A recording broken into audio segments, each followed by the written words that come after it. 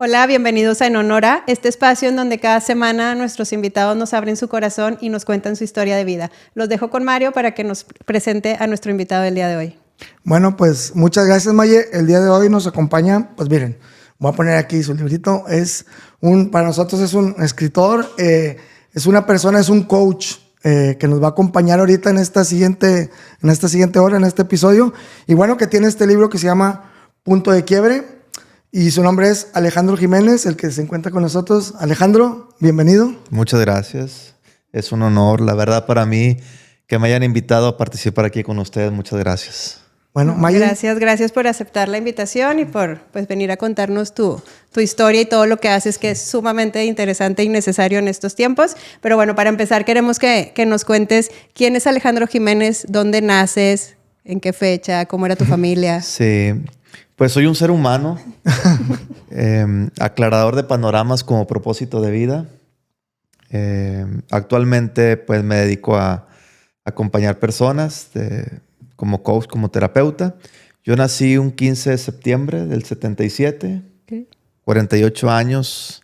Nací en la ciudad de Monterrey, en la Clínica Vidriera. Okay. Bueno, Clínica Vitro ahora. Vitro. Soy el segundo de 6 hermanos. Mi padre ya falleció. Mi madre sigue con nosotros compartiendo la vida. Pues mi hermano César, lo sigo yo. Después mi hermano Luis, Mari, Mayra y el más pequeño de 27 años es Francisco Javier. Mucha diferencia entre el más pequeño y el mayor, ¿verdad? Yo le llevo 20 años a mi hermano, okay. 21 años al más chico. Ok. Sí. Ok. ¿Creciste por el rumbo ahí de Vitro? ¿Por qué ahí? Sí, en la colonia Industria del Vidrio. Ah, pues por ahí. San Nicolás de los Garza. Ahí, pues, de toda la vida. Por ahí, algo interesante, pues, que todas las personas que viven en esos sectores fueron personas que trabajaban en las fábricas de vitro. Mi papá trabajaba en una fábrica que se llama Fabricación de Máquinas, FAMA. Estaba ahí por Guerrero y Ruiz Cortines. Okay. No sé si todavía exista, pero creo que sí. Y ahí trabajó y bueno, muy bonitos recuerdos de la infancia ahí en el barrio. Temporadas en las que podíamos jugar en la calle. Claro. Y también tuve la oportunidad de pues practicar muchos deportes ahí en Vitro Club. Okay. Ahí estaba el club y la verdad que la pasábamos muy padre. Aparte de andar en la calle jugando fútbol ahí con las piedras, en el club andabas. Así es. Pues nos llevaban ahí de la escuela y luego después le seguimos por nuestra cuenta jugando fútbol, béisbol, básquetbol y de todo lo hicimos, chicos. Somos más o menos de la edad, más o menos. Sí, son de la edad. No, porque yo soy 7'8", él es 7'7". Ah, okay. Pero, pues bueno, en aquel tiempo, pues nuestros juegos eran muy similares, ¿no? El futbolito, en las noches las escondidas ahí con los del barrio. Sí. ¿Cómo se llamaba el otro? El bote pateado. No sé, yo todavía no nacía. Ay, claro, y todo eso, pero bueno, supongo que la infancia fue muy parecida ahí y más porque si era una colonia que se había establecido con empleados, pues supongo que había mucha palomilla ahí de la edad, ¿no? Bastante. Creo que los lazos de la amistad que se hacían desde la escuela y se llevaban ahí a la cuadra o con compañeros que vivían en otras cuadras era muy, muy padre. Creo que lo que más recuerdo, todos esos juegos los jugué. Pero yo me incliné mucho hacia el deporte. Okay. Estuve en equipos de fútbol y se hacían torneos ahí entre las cuadras. Uh-huh. Siempre hay el señor que organiza el que los dirige, el que le paga los arbitrajes. Exacto. Para poder ir jugar. Sí, como cosa interesante, enfrente de la casa había un terreno que estaba baldío y que se limpió para poner una cancha de fútbol. Entonces la cancha la tenía prácticamente enfrente. Entonces ahí pasaba largas horas. Pero creo que más lo que recuerdo de mi infancia es jugar solo fútbol en el patio de la casa de mis papás. Sí, eso me marcó a mí la vida. Después ya lo descubrí como un evento muy significativo, el jugar con una pelota roja Salver, no sé si la recuerdan. Sí, claro. Pelota rojita con negro. Sí. Y era pasarme horas jugando en el patio, solo. Yo recreaba, imaginaba pues equipos, personas con las que yo jugaba y era mi vida estar ahí. A ver, pero ¿lo estás diciendo o me estoy yo imaginando lo que yo vivía? A ver. Porque te voy a decir, no es mi podcast como siempre, pero déjame te digo algo. Yo nosotros vivimos por el TEC de Monterrey. Sí. Entonces, pues los sábados jugaban los Rayados a las 5 de la tarde.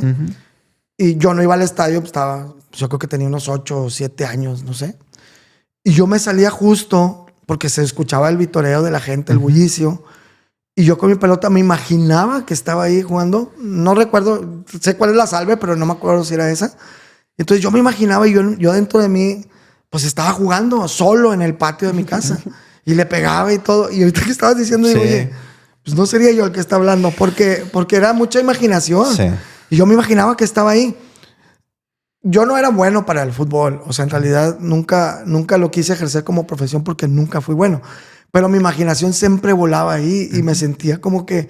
Tanto que una vez que pude pisar el TEC, pues me fui como el avioncito, como Bahía, porque yo me imaginaba todo eso. Sí. Y ahorita que lo estás diciendo, no es mi podcast, pero lo quise mencionar porque me encuentro mucha similitud en eso. Nunca me había tocado escuchar que alguien jugara solo fútbol. No jugaba solo, en realidad, porque jugaba con todo lo que me imagino. Pasaba muchas horas, muchas horas. ¿Qué tigre? Sí. Ay, bueno, está bien. Pues nació en las puentes. Algún defecto teníamos que tener. No, bueno, está bien. Hay defectos más graves, pero mira, no se trata de eso el podcast. El defecto más grave es el tibio. O sea, o eres uno o eres otro. Aquí los regios somos así. Bien tigre o bien rayado. Exactamente. Bueno, tibios aquí los de la América, no. Él se imaginaba que narraba Don Robert y tú... Puede ser. Bueno, pero es que también en los Rayados narraban. Pero bueno, entonces esa era parte de la infancia. ¿Jugabas tú solo? Sí, jugaba yo solo. Digo, jugaba mucho con mis amigos. Podía pasar horas y hasta largas, hasta la noche, muy noche, sin ningún problema. Y pues lo bonito creo que de lo que recuerdo y significativo para mí fue eso. Disfrutaba mucho hacerlo. Oye, bastante. Y en algún momento, me voy a entrar tantito, dijiste del señor que organizaba ahí a los chavalones, ¿no? Sí. Yo me acuerdo que también pasaba así, pero nunca te tocó ser el señor. O sea, no, vaya, que tuvieras ahí unos chavillos y que dijeras, ahora yo los voy a llevar, porque yo pensé que algún día me iba a tocar y nunca me tocó. No, nunca me tocó a mí serlo. Sí promoví mucho el deporte a lo largo de mi vida. Lo promoví en distintas comunidades en las que estuve. Armaba mis equipos de fútbol con la raza, jóvenes, adultos, y hacíamos torneos. Sí fui promotor de alguna parte sí pudiste siempre quise, sí, no es algo como que lo tenga ahorita muy firme, pero en algún momento pensé en tener un equipo de niños o de chavitos, que cuando mi sobrino Sebastián a veces me dice que no tienen entrenador, le dije, ¿me hubieras hablado a mí? Pues aquí está. Yo los acomodo al menos, los voy dirigiendo, hago los cambios, como que, fue algo que no te puedo decir que me he quedado con las ganas porque no he tenido una oportunidad como tal. No le he creado tampoco, pero si se da, lo haría. Para repetir al don que nos llevaba. Sí. Ahí. Lo que pasa es que sí, el fútbol fue una pasión para mí. Okay. Lo es, pero ya no puedo jugar. Okay. Tengo operada la rodilla izquierda. La rodilla. Sí. A mí sí me la operaron. Sí pasa. Y no he podido retomar Antes corría mucho también y ya ahorita no. O sea, apenas ayer troté un poco y me di cuenta que aguanté más, pero ya... Pues ahí va. Hay que un poco limitados, pero siempre del deporte, siempre desde niño, toda la vida. ¿Y en la escuela cómo eras? Era aplicado. Nunca me gustó estudiar. Sinceramente, nunca me consideré inteligente de memoria, de dieces. Yo era 8, 9 dieces. A veces más 10, a veces más 8, a veces más 9. No recuerdo haber reprobado una materia. Ponía mucha atención en las clases, pero no era dedicado. Hacía mis tareas, pero no era de machete, nunca. Era aplicado, estaba en el cuadro de honor. Nunca en el primero, pero sí en el tercero, en el cuarto, en el segundo. O sea, no había queja. No había ninguna queja. O sea, en la escuela fui bueno. Sí me gustaba aprender. Esa es la distinción que yo hago. No era como de estudiar, pero sí siempre muy inquieto por aprender. Pues es que al tener la imaginación que te digo, se facilita mucho el poder aprender porque muchas veces cuando está el maestro, pues nomás escuchas que habla, pero ni te imaginas lo que está diciendo. Y cuando tú empiezas a imaginártelo, pues empieza a grabar. Bueno, esa fue una técnica que yo aprendí porque se me hacía bien aburrida la clase de historia del mundo. Entonces yo ahorita recuerdo mucho porque utilizaba mucho la imaginación. Sí, yo era de los que veía por la ventana. Me sentaba al lado de la ventana. O era de los inquietos, el bromista, el que juguetón. Y como me gusta mucho el deporte, yo prefería 1000 veces salir a jugar. Disfrutaba mucho el recreo, Claro. que ponerme a estudiar. Como tenía buena retención de la información, pues le daba un repasito y Con eso se salíamos hacía. adelante, sí. Oye, ¿eso fue en la primaria? ¿En la secundaria estuviste ahí también por el rumbo Sí, de San estuve en la Nicolás? secundaria Rómulo Garza, Ok. que está acá por la Sada Vidrio. Tenía que trasladarme en camión hacia allá. Muy, muy padre. Toda mi adolescencia estaba ahí. Disfruté mucho también Ok. esa etapa. ¿Y en la prepa? La prepa ahí fue donde sí hice un cambio drástico, Ok. porque entré a una prepa nada conocida. Contrario a todo lo que hacían mis compañeros de irse a la prepa 7, ir a la Ok. prepa 22, A la 22. o a la Álvaro Obregón. Yo entré a la preparatoria Andrés A. de Llanos y Valdés, Y ese era... la del seminario. ya llegamos. Ya llegamos O sea, allá. desde ahí, Sí. cuéntanos a ver Pero- cómo te inclinas para irte para Pues allá. mira, yo empecé de monaguillo a los 9 años, 8 o 9 años. Hice mi primera comunión, entré a un coro y poco tiempo ya era monaguillo. Entonces, desde los 9 años a los 14, serví mucho en la iglesia. Muy cercano al padre Salvador González Villanueva, ya fallecido, que fue para mí no solamente un párroco, un padre, fue un amigo, alguien Guía. muy cercano, con quien pues lo acompañaba para todos lados. Era como el Sancho Panza, ¿no? El compañero de ahí de Don Quijote. Yo lo acompañaba a todos lados, íbamos juntos al estadio. Tenía mucha cercanía con él. Conocía a mi familia, yo conocía la suya. O sea, todo muy, muy cercano. Y me convertí no solamente en el monaguillo, sino en alguien de confianza, creo yo. Que hasta un tiempo me dieron la llave de la iglesia. Era el sacristán. A mis 13, 14 años yo servía de esa manera en la iglesia. Fui alguien que combinaba el estudio, la familia, el deporte con la iglesia. Hasta que fue más tiempo el que pasaba en la iglesia. Yo era de ir a misa diaria por la mañana, 8 de la mañana. Y el sábado acompañaba al padre 3, 4 misas. Y el domingo eran 5 o 6 misas. Ok. Y a todas iba. ¿Tu familia era de ir a la iglesia No. o no tanto? No. No tanto en aquel tiempo. Ok. No, yo tuve una abuela muy religiosa, la familia de mi mamá es muy religiosa, la familia de mi papá no tanto, pero que se distinguieran por ser muy apostólicos o así, no. La verdad no. Sí íbamos a misa, recuerdo yo, pero de participación activa no. Entro yo a la iglesia y entonces mi mamá también empieza. Un hermano, mis hermanas estuvieron ahí presentes, el mayor creo que no. Y empezaron una participación. Mi hermana fue religiosa Ok. un tiempo, alrededor de unos 10 años. Y eso ya más adelante. Pero te digo, mi participación, yo disfrutaba mucho. La iglesia fue mi segunda casa. Oye, y mi Alejandro, segunda escuela. Perdón, pero por ejemplo, ahorita dices que ibas todos los días a misa. Todos los días. Generalmente uno cuando va todos los días a misa es porque o trae una bronca, digo, en mi caso, y sé de mucha gente, o trae una bronca, o prometió algo, Ajá. o hay algo. Sí. Pero alguien que por Por gusto gusto, pues, le propio, gustaba. Un niño, un y adolescente. ser un niño, un adolescente, el que no sé si en la mañana o en la tarde, pero pues si fuera en la mañana, pues puede estar dormido, o en la tarde puede estar jugando lo que fuera. Ujú. ¿Por qué? O sea, ¿cuál era la cosita? ¿O era tanto como veías al padre que...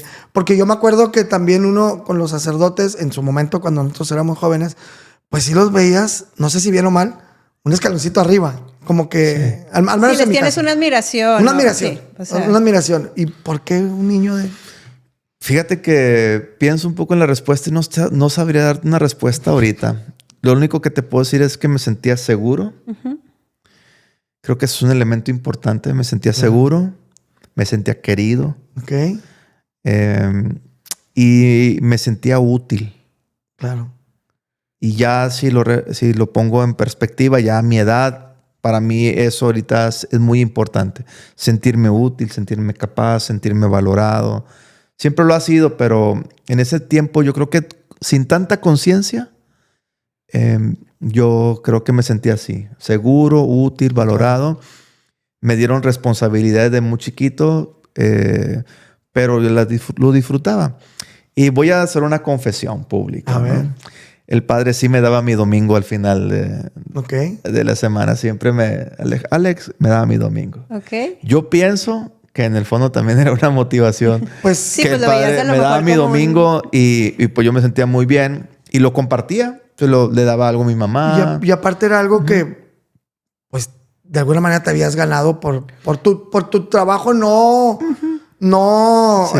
escrito o no. Sí. Pero claro que una responsabilidad pues va llevando. Y después, bueno, pues no me han preguntado eso, pero entré al seminario a los 14.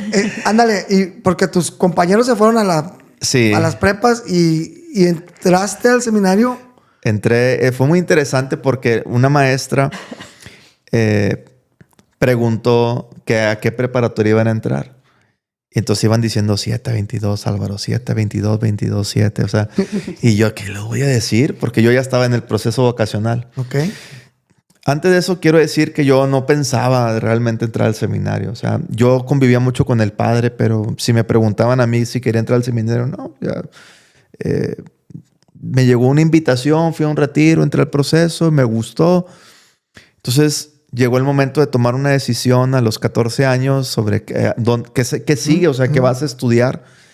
Y pues estuvieron preguntando ahí, llegó mi turno y dije, yo voy a entrar a la Andrés de Llanos y Valdés. Y lo que te dijeron. Y Todos así. voltearon más porque pues 722 Álvaro no llamaba la atención, pero cuando yo digo eso, pues se sorprenden y la maestra dice, ¿a dónde? A la Andrés de Llanos, la del seminario. ¿Qué? ¿Vas a entrar al seminario? No, cállate. En el descanso no me la acababa. O sea, Pero todos se volcaron hacia mí. ¿Cómo que vas a ser padre y todo eso? Porque, bueno, pues tenía mi fama, ¿no? Mi fama de juguetón, de travieso, de inquieto. Entonces no se explicaban, aunque sabían que era monaguillo en la iglesia, no se explicaban ellos por qué iba a entrar al seminario. Oye, ¿y tus papás qué dijeron cuando les dijiste eso? Pues yo creo que cuando les dije, mi papá, recuerdo esa conversación con mi papá, estábamos viendo la televisión, era el primer año en que se hacían los exámenes de admisión en las prepas. Entonces salió un comercial y me dijo, ¿y tú qué? Así fue la conversación. ¿Y tú qué? ¿Le vas a seguir ahí o qué? Y yo le contesté, sí. Ok. Esa fue la única conversación que tuvimos con mi papá. Okay. Con mi mamá, un poquito ya más familiarizada porque estaba de alguna manera cercana a la iglesia. No le sorprendió. Luego recuerdo haber tenido una conversación con ella como unos 4 años después. Yo lo que recuerdo de esa conversación fue que estaba yo en unas vacaciones en el 4º año que tenía ahí de formación y me dijo ella que en su momento no aceptó del todo que yo haya entrado. Y es que, fíjate que han estado con nosotros 2 sacerdotes en anterioridad y para nosotros hemos preguntado cuál es la reacción de los papás, pero ahorita que me estabas diciendo, porque pues cuando yo decido ser arquitecto, pues digo, pues yo le digo a mi papá, además, no me acuerdo si le dije, o sea, no fue algo como que sobresalía tanto o que importaba si le decía si era arquitecto, doctor, lo que fuera. Pero hacemos mucho énfasis cuando dices que quieres ser, por ejemplo, otra vez también la religiosa, pues porque sí, creo que es un tema como que porque dejan su casa. Una vocación o sea, muy complicada y digo, pues... Y para los papás es difícil porque pues ya no te voy a ver tanto, o sea... Y para nosotros eso es como que oye, pues que dijeron tus papás porque... Sí, pues o sea, no se opusieron de ninguna manera, ni uno de los dos. Creo que a mi mamá le costó, no porque no quisiera que yo fuera sacerdote, sino porque yo era apegado a mi madre, ¿no? A mi familia, era muy cercano a mi familia. Entonces creo que desde esa situación decir este hijo que está más cercano a mí se retira un poco, se va a retirar. Pues eso le puede a una mamá, ¿no? Claro. Aparte tenía 14 años. Era lo que te pregunto. Sí. Y con 14 años, o sea, ¿cuánta decisión? Vaya, es una decisión muy complicada de tomar a los 14 años. Creo que mi decisión fue hasta cierto punto muy fácil porque yo estaba familiarizado con la iglesia, muy, muy, muy pegado. Y cuando estaba en el seminario, la verdad es que me la pasaba muy bien. O sea, desde que iba a los retiros del proceso, lo disfrutaba mucho. O sea, siempre fui muy amiguero y jugaban fútbol los seminaristas y pues yo la verdad me sentí como en mi casa. Un ambiente, como un ambiente en el agua. Sí, la verdad. Es que, por ejemplo, nosotros lo hemos platicado cuando escuchamos esas historias. A mí se me hace como una vida muy triste, no sé, en el seminario, como que lejos de su familia, ¿sí? Solos, o que a cierta hora esto, ahora rezar, no sé, o sea, como que puedes pensar y a mí me da como esa nostalgia de decir, pues sí, es como muy solos, pero bueno, dices, hay amistad y se la pasan padrísimo. O sea, todo lo contrario, creo que es una vida muy divertida. Yo me la pasé muy bien, lo disfruté mucho, jugué mucho. Aparte jugamos fútbol todos los días. Entonces yo, pues sí. Y aparte es en donde está, pues, parte de la vocación en el que, sí. Pues dices, yo estaba en ese momento enfocado y como dices, pues lo disfruté, lo viví y todo el rollo como un chavo, ¿no? Como pues yo en mi universidad o como cualquiera, ¿no? Bueno, las diversiones fueron muy distintas, la verdad. Fue muy divertido para mí, pero sí siento que me perdí de muchas cosas que mis compañeros de la secundaria vivieron a todo lo que da. Eran temporadas ya años más adelante donde empezaron, por ejemplo, los rodeos. Claro, el Far West. El Far, por ejemplo. Todo lo que da. Yo eso pues no lo viví. No te perdiste de nada. Pues a mí me han contado otras cosas. No, pero sí tienes razón. O sea, en realidad, por seguir una vocación en su momento, pues ahora sí que dejas todo en un lado. Es más, puede suceder algo, quizás la comparación no sea, pero es como el chavo que se casa muy joven porque pues así lo dio y se pierde muchas cosas. También se perdió el rodeo. Sí. También se perdió el rodeo. Claro. Entonces, pero bueno, son cosas que vas dejando unas por otras, porque seguramente pues hubo otra recompensa de otro tipo. Con el tiempo fue algo que fue integrando. No me arrepiento de nada, de mis decisiones, de ninguna me arrepiento. Yo viví lo que tenía que vivir en esa etapa. Claro. Y la verdad que la pasé muy bien. En serio, me lo disfruté muchísimo. Siempre hay retos, siempre hay desafíos, hay momentos tristes, ¿por qué no decirlo? Hay momentos duros. Porque la familia está acá y la familia está viviendo situaciones a veces de enfermedad. Claro. En lo particular, tengo un hermano con parálisis cerebral, mi hermano el más pequeño. Y yo estaba en filosofía y me tocó estar lejos mientras ellos estaban en los hospitales. Claro. Recuerdo un miércoles de ceniza, ir a ponerle la ceniza a mi mamá y a mi hermano ahí al hospital, siendo seminarista. Y eran de meses de que se quedaban en el hospital. Mientras mis hermanas, mi hermano más chico, mi otro hermano ya estaba casado, a veces mi papá sin trabajo. O sea, eran situaciones que en el seminario te inquietan, te ponen en crisis. Pero bueno, siempre somos acompañados por un director espiritual, por un equipo formador, por los mismos amigos. Siempre me sostuvieron a lo largo de los 12 años que tuve de formación. Siempre me sentí acompañado, me sentí apoyado. Nunca me faltó nada y creo que mi familia, aunque pasaba tiempos complicados, tampoco les faltó lo necesario. En la parroquia, yo creo que vivir en comunidad así cercanos a la iglesia, aunque alguien pudiera decir muchas cosas negativas, a nosotros siempre hubo un apoyo, un apoyo de parte del párroco, de parte de la gente, de la comunidad. Yo estoy profundamente agradecido con la comunidad a la que pertenezco en la parroquia de Nuestra Señora del Carmen. Ok. Oye, ¿y duras 12 años estudiando? O sea, ¿de los 14?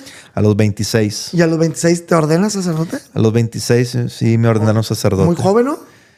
Sí. ¿O es el promedio? La edad mínima para ordenarse sacerdote son 25 años. O sea, muy joven. Y yo me ordené a los 26. Sí, me ordené muy joven.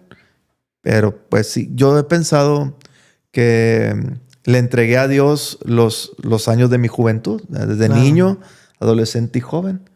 ¿Alguien pudiera decir que son los mejores años? No. Hoy creo que estoy viviendo los mejores mi años, mejor etapa en la vida. Porque eso es toda la vida, estar viviendo cada día el mejor. Ese fue el mejor momento y hoy le sigo ofreciendo mi vida y estoy en el mejor momento de mi vida. Porque como lo dices, a no arrepentirte de ninguna decisión, en su momento ese fue el mejor momento. Sí. Y mañana, hoy es este mejor momento de estar aquí compartiendo y mañana va a ser otro mejor momento. Incluso puedo decir que hubo decisiones que me equivoqué, pero ni de esas me arrepiento No. porque también me dejaron una gran enseñanza, aprendizaje, crecimiento. Generalmente los tropiezos son los que nos ayudan a levantarnos con más fuerza y poder entender, hacer entender las situaciones que estamos viviendo. Así es. Entonces, a los 26 6 años me años. ordené, sí. Y ahí empiezas, ¿cuál es la primera tarea que te Me encomendaron una encomiendan? parroquia que siempre le dije a Dios, la parroquia que yo le pedí. O sea, la parroquia que yo soñaba. Ajá. La parroquia que está allá por Apodaca, se llama La Santa Cruz, Ujú. en Pedregal de... ¿Cómo se llama? Lomas del Pedregal en Apodaca. ¿Y ahí es donde tú querías ir? No que yo quisiera ir a esa, Ah, ok. pero sí el tipo de La comunidad. cualidad, ok. El tipo de comunidad es la periferia, Ok. mucha necesidad de sacerdotes. Estaba creciendo esa parte de Apodaca en aquel entonces. Estamos hablando del año 2004. 2004. Sí. ¿Cuántos se ordenaron contigo? 12 fuimos. O sea, todavía era pues, cantidad más o menos, ¿no? Sí, Entonces sí, fue una muy buena buena. cantidad. Ujú. Oye, y entonces te encomiendan ahí en la de vicario De vicario estuve 1 año y medio nada más. Fue muy poco el tiempo. Ok, ahí sirviendo a la comunidad y de ahí te mandan a otra misión. Después fui a la parroquia del Rosario en la Colina Roma. Ah, ok, ya andas Que por ahí fue aquellos donde- rumbos. De estos lados lo donde conocimos. coincidimos. 4 años estuve sirviendo, de 2006 al 2010. Ok, 2006 al 2010. Y luego me nombraron párroco de la parroquia Cristo Rey en Escobedo, allá en el Pedregal del Topo Chico. Ok, cuando te nombran párroco es porque ya tienes alguna madurez o ya tienes recorrido o luego te pueden nombrar o nunca puedes ser párroco o cómo es. Yo no podría decir que era muy maduro en aquel tiempo. Pero algo tenía. Yo creo que era algo incómodo. Yo Y creo era que más la necesidad que había. No, yo creo que era alguien incómodo y lo digo con de corazón, pero bien. O sea, incómodo en el sentido que yo fui muy inquieto. Ok. O sea, yo si algo no estaba de acuerdo, que no me gustaba o Lo externabas. lo externaba. Entonces, como yo creo que fue lo que vieron en mí. Así que me distinguiera. Nunca, fíjate, desde el seminario creo que nunca me distinguí ni por ser espiritual, ni por ser muy académico, ni por ser muy apostólico. O sea, había o sea, era compañeros raza, pura mucho raza. mejores que yo, lo reconozco en todos esos sentidos. Y lo que era, pues era, sí, raza. Raza. O sea, me gustaba mucho conversar, convivir, compartir, la amistad. Entonces, creo que, y claro, me gustaba servir, me gustaba orar, me gusta, ¿no? Hacer apostolados, pero no era como el que más me distinguiera. Ni siquiera de sacerdote. Creo que muchos, incluso me acuerdo cuando me nombraron párroco, muchos que iban más adelante de mí, que les hubiera tocado primero yo ser párroco y no eran, en algún momento me cuestionaron. Me dijeron, ¿por qué tú y no yo? Pues, ¿y el obispo a mí qué me dices? Oye, ¿y si hay sacerdotes que nunca los nombren párrocos? Yo conozco algunos que no los han nombrado párrocos. Ok. Cuando estuviste en el Rosario, ¿era el padre Rogelio el párroco? El padre Rogelio, sí. Sí, es que a nosotros nos tocó, era la época de papás. Ya éramos papás, entonces Ya sí. éramos papás. Sí, ya digo, yo recuerdo verte mucho como que con tu guitarra, como que es la idea que tengo, y siempre rodeado también de muchos chavos. Sí, que pues es- estábamos chavos. Sí. Y me encomendaron la pastoral juvenil. Y bueno, pues esto de la música también es algún don que aprendí desde muy chico en la iglesia. Es tocar guitarra y me gusta la cantada. Actualmente lo sigo haciendo, pero ya en otro... y hago en más otro mood. noches bohemias. Oye, y entonces, párroco. Sí. Órale, te encargan una comunidad. Después de algo esa así. de Escobedo, estuve 7 años en la parroquia Juan Pablo II en García, Nuevo León. Ok. En García. Fue primero mi párroco, el padre Roberto, que ya estuvo con ustedes. Ok. Y a los pocos meses, como a los 5 meses, Lo le dan movieron. otra Sí, encomienda lo movieron, sí. y yo me quedo en su lugar. Fue en esa parroquia donde duró poquito, ¿verdad? Duró poquito, Sí, duró unos 5 o sí, 6 meses. Sí, sí me acuerdo que Pobrecito, me él lo traen de Pablo de Paloma. En ese tiempo sí lo trajeron así. para arriba y para abajo. Y entonces tú te quedaste en esa comunidad. Yo me quedé ahí en esa comunidad. 11 años. 7 años. 7 años, perdón. Sí. Y de ahí. Ahí viví la pandemia. Ah, pues sí. Ahí viví la pandemia 1 año y en el segundo año, 2020, en diciembre, yo tomo la decisión de dejar el ministerio. Ok. Y 2021, 6 de enero de 2021, hace 5 años, dejé de ejercer el ministerio, sí. ¿Cómo se tomó una decisión de esa? se toma con un profundo discernimiento. No fue una decisión pasajera.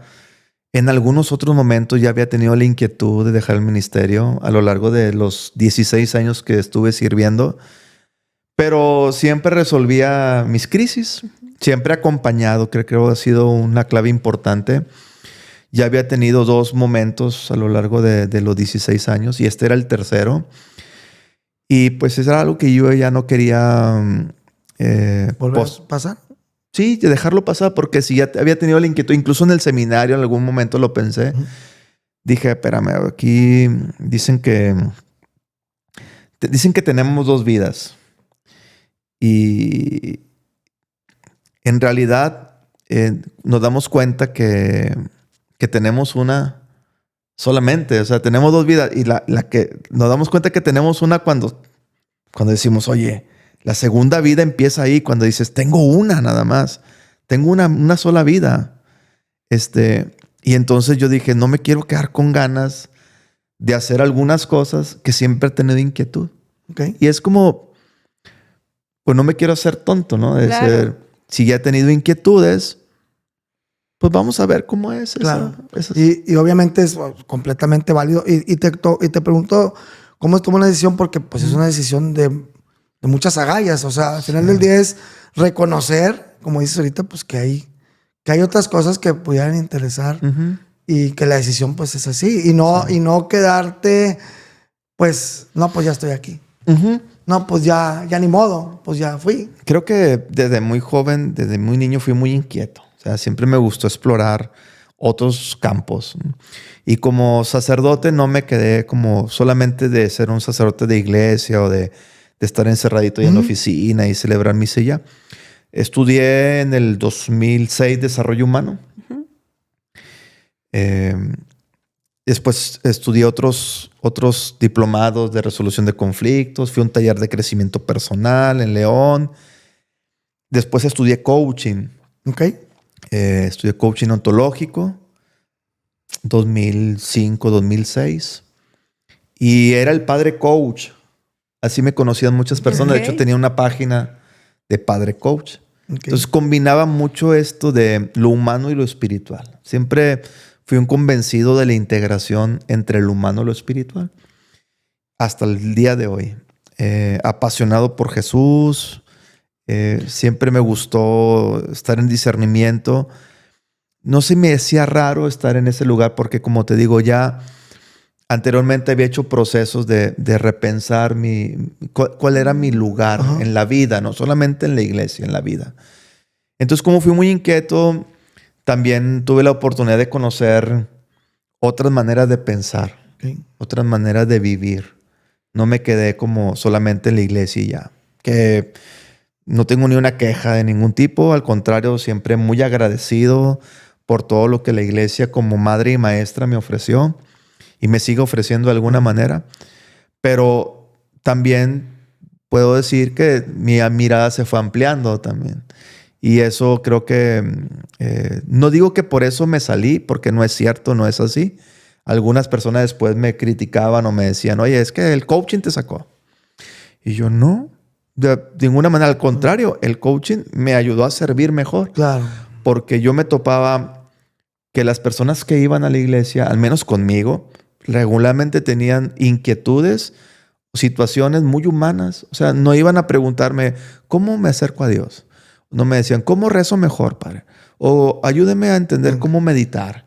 O quiero entender el catecismo de la iglesia. Claro. Sí había clases de Biblia, había clases de muchas cosas espirituales, pero la gente que iba a platicar conmigo, en confesión incluso, o en mi oficina, así en dirección espiritual. Más, yo te puedo decir, sin temor a equivocarme, que solamente una persona en 16 años me pidió dirección espiritual. Todas las demás iban con problemas muy humanos. Claro. Entonces, ¿cómo aguanto al marido? ¿Cómo? Sí, así es. sí, sí. Pues el desarrollo humano fíjate. me ayudó a dar respuestas. Claro. El coaching me ayudó a dar respuestas. Claro. Y mi servicio creo que fue más completo. Sí, aparte, ándale lo que voy a decir. O sea, el haber adquirido esa enseñanza, pues obviamente te hace mejor guía. Porque al final del día, cuando ejercías como sacerdote, pues eras un guía para para un rebaño, para una comunidad. Y obviamente, pues uno piensa que no, pues nomás me va a regañar y me va a dar 3 Padres Nuestros y ya, o sea, como que lo normal. Pero muchas veces el acompañamiento, como tú bien lo dices, pues es lo que la gente quizás de carne y hueso es lo que busca. En algunas partes lo encuentras, en otras partes no lo encuentras. Sí. Y entonces, pero ahí ya son como que otras cosillas que ya no. depende del carácter del padre. Sí. Muchas personas le temen a los psicólogos porque piensan, incluso me ha tocado escuchar sacerdotes, digo, estuve muy involucrado ahí, como que le ponían las cruces a los psicólogos o a los coaches. A mí en su momento me tocó lidiar con todo eso como coach, o sea, en el gremio, o sea, en el contexto. No era, aunque había padres psicólogos, sacerdotes psicólogos, no siempre había esa apertura. ¿Pero será por ser más conservadores? Puede ser. Yo lo que veía es que como que el prejuicio era, si no es católico, no. De hecho, hace poquito alguien me lo dijo, ¿no? Si no es católico, no. Busca a alguien que sea de la fe, ¿no? Y había psicólogos católicos alineados a la fe, a la espiritualidad cristiana. Entonces, pues a mí, pues imagínate, o sea, me dedicaba a acompañar personas a través del coaching. Sacerdote, pues era una persona en la que podía la gente confiar. Yo... Fuera quien fuera. Agradecía, sí, hasta la fecha agradezco mucho la confianza que la gente me tiene cuando busca acompañamiento. Porque Oye, ahí... Perdóname. No, quería preguntarte, cuando tomas esa decisión, la gente, o sea, a tu alrededor, obviamente, bueno, tus amigos sacerdotes, pero tu familia, ¿cómo toman esa decisión? Fui muy hermético. Ok. Fue lo que viví yo, muy yo. La única que estuvo muy atenta, porque le compartí en su momento mis inquietudes de cómo me sentía, fue mi mamá. Okay. A ella siempre le fui contando algunas cosas. Y un amigo sacerdote, otro sacerdote obispo, amigo que fue mi director espiritual, que me acompañó en un tramito del acompañamiento, y lo demás fui acompañado más por psicólogos, por coaches también en mi proceso. Entonces mi familia fue algo muy interesante porque mi mamá ya estaba más atenta. Yo empecé un discernimiento más. Yo empecé 2 años antes, yo ya sentía que no estaba siendo feliz. La segunda cosa que experimenté 2 años antes de dejar el ministerio fue que mi servicio se estaba quedando muy, muy corto. Y me comparaba con otros sacerdotes que son heroicos. La verdad, hay muchos sacerdotes que, en mi respeto, son heroicos. Yo me conformaba o cumplía. Siempre fui muy cumplidor, muy responsable. Trabajaba mucho. Pero yo veía a ellos que lo hacían de una manera extraordinaria, cosa que yo empecé a dejar de ser. Y había cosas que me empezaban a desgastar y me empezaban a costar. Entonces fui perdiendo alegría, fui perdiendo espontaneidad, fui perdiendo pasión, y son cosas que para mí son muy importantes. Entonces yo se las fui compartiendo un poquito a mi director espiritual 2 años antes. Y después, en septiembre de 2020, yo me enfermo. De hecho, lo redacto ahí en mi libro. La enfermedad, era mucha incomodidad, muy doloroso lo que sentía, de no poder dormir por el dolor.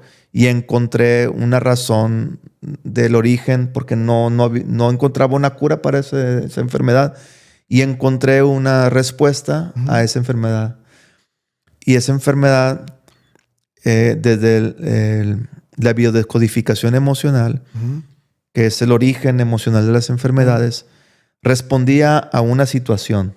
Y la situación era responder a la pregunta, ¿cuál es mi lugar? Okay. Y precisamente en ese momento yo me lo estaba cuestionando. Cuando me llega esa información, digo, el cuerpo ya me está gritando. Porque ya me había susurrado, ya me había hablado. Ya. Yo tuve un problema en el tendón de Aquiles. En un entrenamiento de coaching lo trabajé, sané al dar un brinco por encima de una cuerda de 2 metros. Estaba de 2 metros y salté como saltó el tigre. Y di ese salto intencionado y me sané. Yo no podía usar zapatos y empecé a usar zapatos. Después tuve 3 hernias cervicales. Gracias a Dios no hubo operación, pero sí me dio mucho miedo vivir esa situación. Ya me estaba hablando el cuerpo. Y después me da una fisura anal, producto del estrés y de la tensión que estaba viviendo en ese momento. Y esa enfermedad hizo que me cuestionara cuál era mi lugar. De septiembre a diciembre estuve en discernimiento. Pero lo viví muy, muy hacia adentro. Algunas veces compartía cosas con mi mamá, poquitas. Ya más cercana a la fecha, al día 21 de diciembre, que fue cuando hablé con el arzobispo. Ese día ya, pues hablé. Ya estaba la decisión tomada. Pero contrario a lo que hice otras veces, puede ser muy criticable, cuestionable. Yo otras veces que había tenido este tipo de inquietudes, siempre fui acompañado por sacerdotes. Y hoy esta vez quise hacerlo un poco distinto. Sí, estuve hablando con amigos, sacerdotes, pocos, con el director espiritual, con ese padre obispo. Y pues creo que todo estaba ya de alguna manera encaminado a tomar esa decisión importante. Claro, y ahora después de tomar la decisión, pues sigues sirviendo Sí. de otra manera, pero estás al servicio de la gente en acompañamientos, en todo lo que ahora, que eso es lo que pues nos lleva a poderle hacer este programa y poder compartir, porque pues no se deja un ministerio, como lo llamamos, pero sigue sirviendo, de alguna manera acompañando a gente. Perdón mi ignorancia, pero ¿hay alguna sanción de la iglesia al momento de que dejas tú el sacerdocio o no? No, pues fue algo dialogado. Ok. Yo, pues, vamos así como, no hubo ninguna objeción ni nada, no. En este momento solamente no tengo mis licencias para ejercer el ministerio. Si yo quisiera pedir una dispensa a Roma para que ¿Regresar?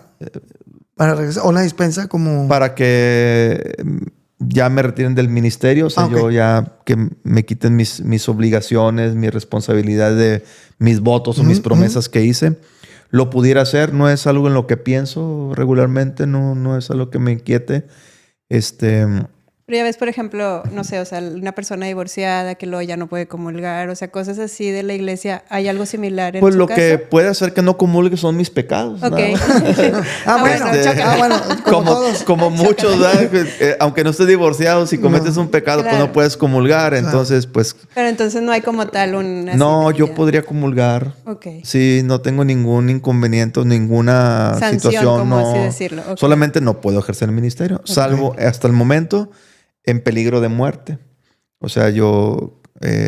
no hay nada que diga que no sea sacerdote hoy. Okay. No ejerzo el ministerio, no celebro misa, no confieso, no me dedico a bendecir, no. Pero sí me ha tocado, después de que me salí, acompañar como a 2 o 3 personas que no encontraban un sacerdote y sabían que yo era y me buscaron a mí y de emergencia fui a asistirlos. Unos 2 o 3 recién que yo dejé el ministerio. Todavía hace poquito me pidieron celebrar una boda. Yo dije, después de 5 años me andan pidiendo bodas todavía. Pero como juez, ya como juez. Pues sí, la verdad es que es algo bonito de acompañar a personas en ese momento.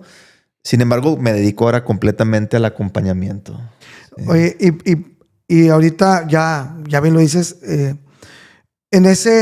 o para cuando ya das el paso y todo, ¿es cuando escribes el libro? El libro tardé en escribirlo 4 días. 4 días. No, sería muy bueno, no. 4 años. Okay. ¿Por qué? Pues porque en el libro que habla acerca del arte de replantearse la vida y tomar decisiones, pues también pongo parte de mi proceso. Okay. ¿Qué pongo ahí en el libro? Pues escribo cosas que me sirvieron a mí para tomar una decisión, que sin duda no fue fácil. Yo me considero una persona alegre, apasionada y decidida, pero la realidad es que gran parte de mi vida fui muy decidioso. Fui muy indeciso. Y como la palabra de moda, procrastinador. Sí, postergué muchas cosas, pero con el tiempo he venido trabajando ese tema y hoy ya no me considero alguien así. Hoy soy alguien más decidido. Y pues en mi proceso de acompañar a otras personas me preguntaba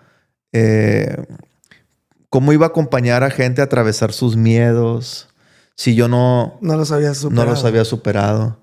Creo que al fin de cuentas el tema era un tema de congruencia.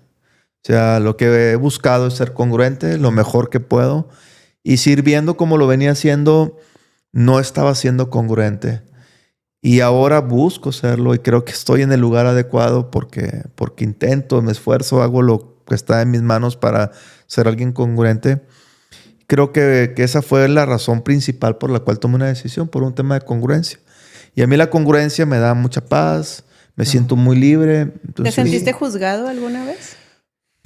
Algunas veces sí, por muy pocas personas. Creo que fueron más las personas que fueron muy empáticos.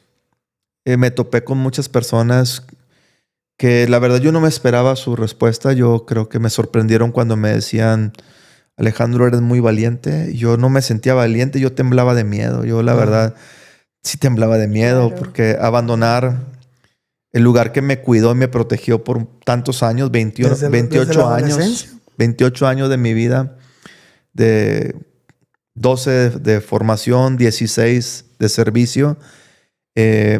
Salir a un mundo, entre comillas, que sí conocía, pero ya de generar tus propios recursos, valerte por ti mismo. Eso nunca había tenido la experiencia de trabajar. Era algo que sentía que me debía a mí mismo. No me quería quedar con la inquietud y la duda. Una vez alguien me dijo, cuando estaba batallando económicamente, me dijo que quería ser humano. Así me dijo yo. Sí. Sí, así como que sí quería ser humano. Sí, la verdad es que es la realidad. Yo sí quería sentirme más humano, ¿no? Pues es que como quiera uno de cualquier trinchera, como la que ahorita estás tú en acompañamiento, pues siempre tienes que echarle, o sea, de alguna manera sigue sirviendo de otra manera. O sea, ya, y como bien dices tú, siendo congruente, que el corazón esté en paz. Y obviamente eso la mente te va abriendo y vas descubriendo cosas que no pensabas. Sí. Como dices, o sea, ahora tengo que generar... ¿Quién en su sano juicio en este momento va a salir de un confort? Sí. A eso. Generalmente el que hace eso es porque no está conforme. Es porque quiere más y sabe de su capacidad. Se necesita mucha valentía. Y ahorita que hablaba de que si te sentías juzgado, pues claro, para nosotros como comunidad, siempre que escuchas una noticia así, pues sí te extraña, ¿no? Sí. De que pues, ¿qué pasó? Y me imagino que las señoras de la vela perpetua, pues, son las que más de, ay, ¿por qué? Sí, me mandaban mensajes algunas personas. Usted va a volver, usted de nosotros. Pues, eso me da más miedo de repente a mí. Como que yo soy de mi hija, soy de Dios, pero tuyo no sé, ¿va? Sí, en algún momento sí hubo pocas personas que me cuestionaron. Pero creo que las más así, me decían, yo he estado en tu lugar, te comprendo, me hubiera gustado ser valiente como tú y tomar una decisión como la que tú tomaste, pero no lo hice. Las más me dijeron eso y reconocían la valentía que yo no sentía en ese momento, sinceramente, y en parte para personas así escribí el libro, porque creo que una cosa que a mí me sirvió es ser acompañado por otras personas. Y siempre tuve la fortuna de tener un director espiritual, un amigo, un psicólogo, un coach, alguien que estuviera ahí con toda la disposición de escucharme sin juzgarme. Claro. Y yo eso lo encontré no dentro de la iglesia. Yo creo que encontré más juicios dentro de la iglesia que fuera de ella. Encontré compasión, encontré empatía, encontré pues personas que en algún momento yo quería hasta saber con quién iba a contar. Ese era un tema muy importante para mí en su momento. Y claro, muchas personas se fueron, se alejaron. Las más. Me quedé con un puñito chiquito de personas que sigo conservando su amistad. Muchos me dejaron de hablar o de frecuentar. Ahorita vengo de convivir con unas señoras que me invitaron a comer de una comunidad en la que estuve. Yo creo que ellas pensaban que les iba a decir que no. Yo le dije, sí, claro. Porque pues qué padre que se acuerdan de mí, claro, y que aún en la situación o en la decisión que yo tomé quieran invitarme a comer. Lo agradecí. Hasta salí con regalos y dije yo, wow, qué bonito. Pero escribo el libro para esas personas que no tienen la confianza de acercarse a alguien para ser acompañadas en una toma de decisión. Y es parte de tu catarsis, ¿no?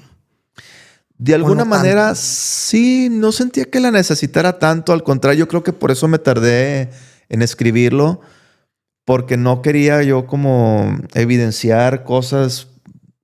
Sí, escribo parte de mis procesos, ejercicios que hice, pero puedo hablar públicamente de eso. O sea, no tengo ningún conflicto al respecto. Me siento muy en paz, contento con mi elección. Y el libro simplemente es un compañero para quienes requieran Una herramienta de ayuda. una herramienta de discernimiento para tomar una decisión. Y pongo algo ahí, pero no porque no lo pueda hacer de otras maneras. Sí me ayudó de alguna manera, Claro. ordené algunas cosas, pero pues también estudié una maestría en terapia gestal. 2 años, no era mi intención, llegó en su momento y ahí sí fue mucha catarsis, mucho trabajo personal en un grupo contenido, seguro, de acompañamiento. Entonces, eso fue, o sea, siguiéndote preparando para lo que hoy, y bueno, y constantemente seguimos en ¿cómo se llama? Aprendiendo. Y como te digo, es ser mejor para poder acompañar a quien. Y Sí. uno no puede acompañar a alguien si uno no Sí, está. no está. No, yo soy un aprendiz eterno. O sea, de hecho, una de mis frases favoritas es: el que deja de aprender deja de crecer, Claro. y el que deja de crecer empieza a morir. Como yo todavía no me quiero morir, sigo Hay que seguir aprendiendo aprendiendo. para seguir creciendo. Si ya no crezco para arriba, a lo mejor sí para los lados, sí crecer internamente. Y es lo que promuevo: talleres de crecimiento personal. No solamente el taller, sino un proceso de acompañamiento. La última certificación que tomé fue en coaching ejecutivo de equipos y de organizaciones. Inquieto por querer abordar ir más allá de lo que estaba acostumbrado a hacer en el acompañamiento 1 a 1, en terapia, en coaching personal, en talleres. Dije, hay un campo, y trabajo también para algunas empresas en donde puedo acompañar a gente desde otros espacios, que también se requiere bastante. Sí, porque ahorita la salud mental, ya sea en una empresa para empleados o propiamente para algún emprendedor o para un estudiante que está en temas de decisiones, pues siempre tiene que estar.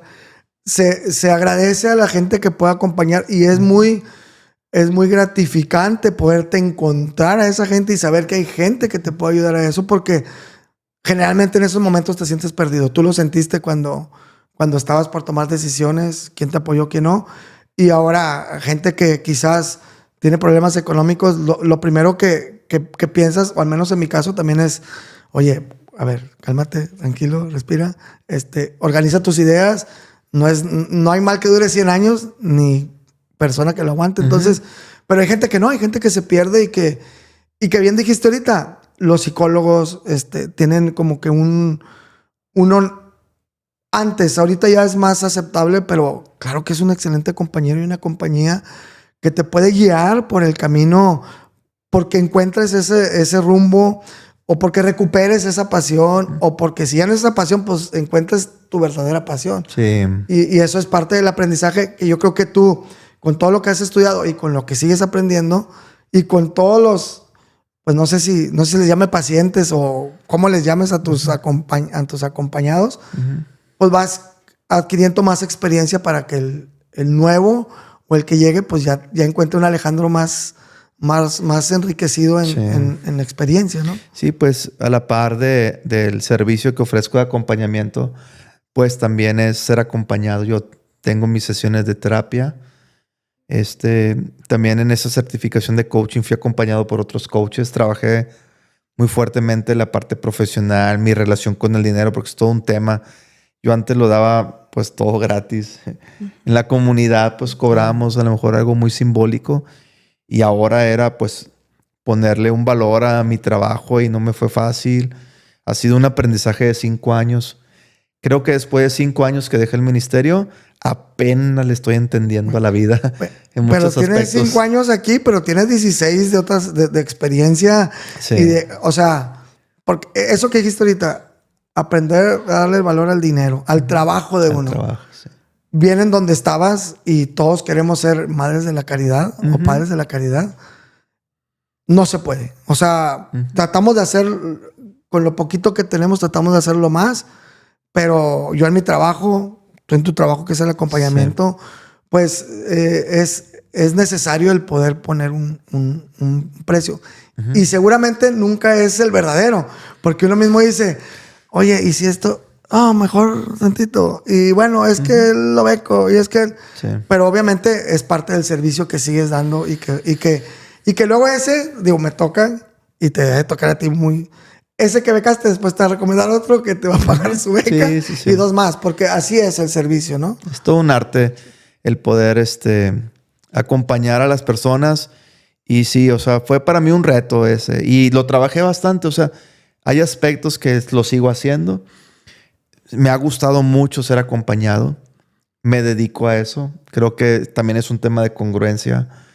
No voy a hablar del acompañamiento sin vivir la experiencia. Claro. Creo yo. Y entonces, pues para mí es importante porque se necesita. La verdad que estos días que he estado promoviendo unos talleres, me he topado con personas que experimentan vacío, se sienten perdidas, desorientadas, sin un rumbo, estancadas, pero que a veces no se atreven, a veces no porque no quieran o porque no tengan ganas, no están listas a lo mejor de llevar un proceso un poquito más profundo y darse cuenta o estar delante de su verdad. No siempre es fácil ir hacia adentro, conocerte, descubrir tus sombras. Y aceptarlo. Mucha gente creo que vive en automático o existe, no vive, existe en automático y ya es lo mismo todos los días y ya se perdió lo que decías hace rato, esa chispa, esas ganas, esa emoción de hoy voy a hacer esto. Entonces existen así en automático y en realidad se les está yendo esa vida y no están viviendo la vida que quisieran vivir y que van a disfrutar. Entonces normalizar el ir a terapia, eso yo siempre lo he dicho, sí, creo que la pandemia, pues sí, afectó mucho en muchos sentidos a muchas personas y el normalizarlo y buscar ayuda, ir a terapia, y como dices tú, muchas veces, pues no saben cómo o les da miedo. Entonces, atreverse y encontrar a alguien y qué padre que como dices tú, te voy a acompañar, pero a la par que yo te estoy acompañando, a mí también me están acompañando. Claro. Creo que eso es muy valioso. Desmitificar todo lo que va en torno a la terapia, a la psicología o al coaching. Y necesidad hay por todos lados. Claro. Creo que entre más haya personas que nos dediquemos a acompañar, a escuchar, creo que traeremos esa salud, tanto del cuerpo, pero también del corazón, del alma. Y desde lo más básico, que es platicar lo que te sucede. Porque estamos muy acostumbrados a guardarnos. Sí. Quizás yo me guardo con Mayela mis problemas de trabajo para no mortificarla. Digo, quizás alguien que sea cabeza de familia puede coincidir conmigo, pero si tengo a alguien que me acompañe, oye Alejandro, fíjate que esto... Y es nomás platicarlo. Oye, pues ahí tienes la respuesta. Y eso, y quizás, como te digo, lo más básico, a veces nos cerramos. Entonces, se va llenando. Y cuando menos lo esperas, pues ya no sabes si es una cosa, ya no sabes si fue el dinero, ya no sabes si fue la falta de... Entonces... No, y a veces existe un miedo muy grande. O sea, como a ti en tu momento te lo dijeron, pues yo no tengo el valor de tomar decisiones como tú la estabas tomando en ese momento. También hay gente que tiene mucho miedo de decir, a ver, hasta aquí. Y pues que es válido también. Es difícil, sí es difícil, pero es válido decir, esto no me gusta y quiero experimentar otra cosa. Y ser felices, pues a eso se viene la vida. Claro. Y como dicen en Ventaneando, pues como quiera, de todos modos van a hablar. Pues que hablen de una manera congruente, que digan, oye, esto, pero hizo lo otro. Entonces, nosotros somos de la idea que agradecemos a gente que se preocupa por la salud mental. Yo le digo salud mental, no sé de dónde saqué esa palabra, creo que la he escuchado mucho, porque creo que si tú estás bien de aquí, o sea, si estás claro, puede funcionar mucho más tu corazón. Yo lo veo así y puedes ser mejor persona. Y al ser mejor persona contigo, obviamente te hablas con los demás y puedes ser mejor papá, mejor amigo, mejor hermano, mejor hijo y puedes lograr muchas cosas. Nosotros te agradecemos mucho. ¿Dónde podemos encontrar tu libro? Pues para ese que libro- la gente lo pueda leer y sea un pequeño acompañamiento antes de que, Sí. de que vayan contigo, primero contigo aquí. ¿Dónde lo podemos encontrar? Pues mira, yo lo escribo, lo edito, lo imprimo. cachas ¿no? bateas. Sí. Es el tercer libro que escribo. Ok. Los otros ahorita no están, no tengo ahorita, pero este Todavía libro... no están publicados. No, No, sí, exacto. Ah, ya están publicados, pero no tienes No tengo ahorita en físicamente. existencia Ok. porque yo soy el que los distribuye. O sea, regularmente con conocidos, Ok. en mis talleres, en las conferencias que doy, pues llevo los libros. No los tengo en ninguna librería, pero si alguno quiere que se comunique con ustedes Ok. y En tus yo redes mismo hago la sociales. entrega y buscamos el punto para entregarles el libro. Tengo en existencia el punto de quiebre. Y bueno, a veces hago otro tipo de eventos en torno al libro, como presentaciones del libro, que le llamo las noches de encuentro, en donde combinamos lo humano y lo espiritual, lo integramos en una conferencia, presentación del libro. También sacamos la guitarra, cantamos, Ok. hacemos conversaciones de valor entre las personas que asisten. Y pues es parte de lo que tiene como misión el libro. Y todo eso, información de tus talleres y todo, lo pueden encontrar en tu página de Facebook. Sí, tengo mi página de web, es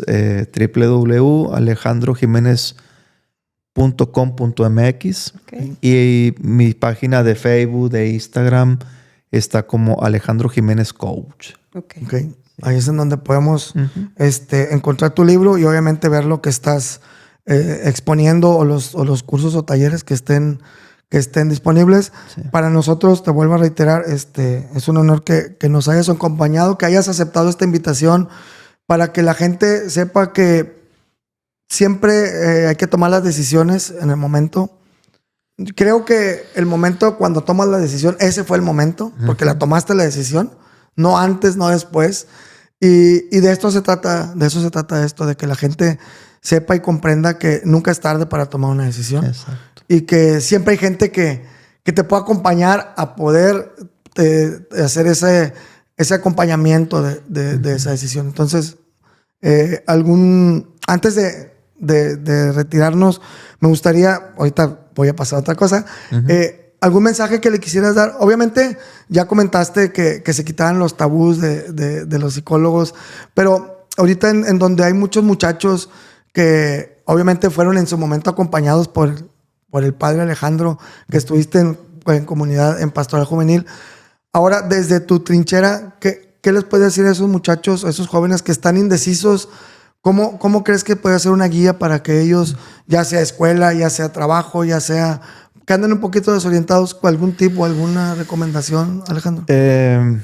Yo creo que la clave que yo he descubierto en la vida son dos cosas para poder crecer de manera personal y de manera integral. La primera es descubrir tu propósito de vida. Porque a veces elegimos, pero en torno a una profesión, y la profesión es parte del propósito. También está tu vocación, también está tu pasión, que son muy importantes, ¿sí? Que a veces no las consideramos, y una misión que tienes en la vida. Yo tengo la fortuna de haber descubierto mi propósito como a los 24 años, incluso antes de ordenarme sacerdote. Y les puedo decir con certeza que desde ese entonces hasta hoy sigo viviendo de mi propósito de vida. Y esos juegos que yo hacía en el patio de la casa de mis papás, ese juego que yo hacía ha tenido mucho que ver para que yo sepa cuál es mi propósito.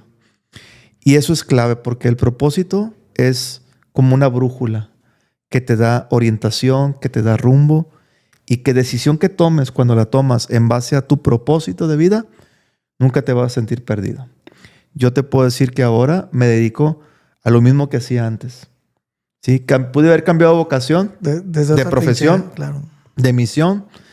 Mi pasión siempre ha sido, bueno, se ha cambiado, pero mi pasión es, entre otras cosas, acompañar a las personas, servirles desde ese lugar, aclarando su panorama y que descubran una mejor versión. Entonces yo sigo viviendo mi propósito. Si alguien no está de acuerdo con eso, es asunto suyo, no es asunto mío. Claro. Yo sigo vibrando y apasionado y feliz, y por eso le digo a los demás, descubran su propósito. Hay quienes nos dedicamos a acompañar a personas a que lo logren, que lo descubran. Nunca es tarde, ya lo dijiste para eso. Nunca es tarde.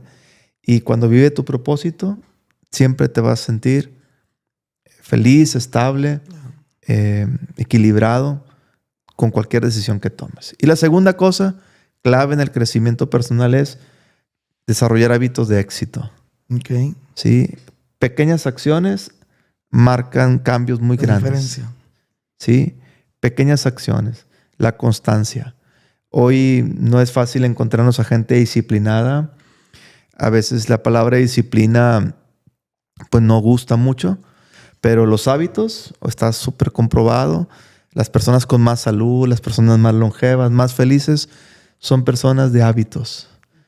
Y eso nos vuelve habitantes del mundo, nuevos habitantes del mundo, intelectualmente activos, emocionalmente sanos, afectivamente ricos y espiritualmente plenos. Entonces, un propósito y hábitos son clave para el crecimiento personal en cualquier etapa de la vida.